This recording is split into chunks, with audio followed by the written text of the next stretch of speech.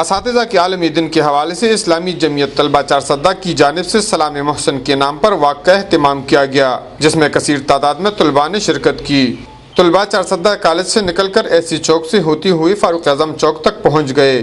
واقع کے شرکاء نے اپنے ہاتھوں میں بینرز اٹھا رکھے تھے جن پر اساتذہ کے احترام کے حوالے سے الفاظ درج تھے۔ شرکاء سے خطاب کرتی ہوئی اسلامی جمعیت طلبہ کے ضلعی ناظم ہارون خان نے کہا کہ اساتذہ کرام کا عزت و احترام ہم پر اتنا ہی فرض ہے جتنا کہ اپنے والدین کا فرض کیا گیا ہے۔ انہوں نے کہا کہ قرآن و حدیث نے اساتذہ کو بہت اونچا درجہ عطا کیا ہے اور یہی وجہ ہے کہ استاد کو معاشرے کا سب سے قابل احترام شخصیت قرار دے دیا گیا ہے۔ انہوں نے کہا کہ اسلامی جمعیت طلبہ کے کارکنان نے ہمیشہ اپنے اساتذہ کرام کا قدر و احترام کیا ہے۔ چارسدہ سٹی ناظم حیات خان نے کہا کہ اساتذہ قوموں کا معمار ہوتا ہے۔ انہوں نے کہا کہ وہی قوم دنیا پر حکمرانی کرتی ہے جو اپنے اساتذہ کرام کا احترام کرتے ہیں۔ کفایت اللہ، اے نیوز، چارسدہ۔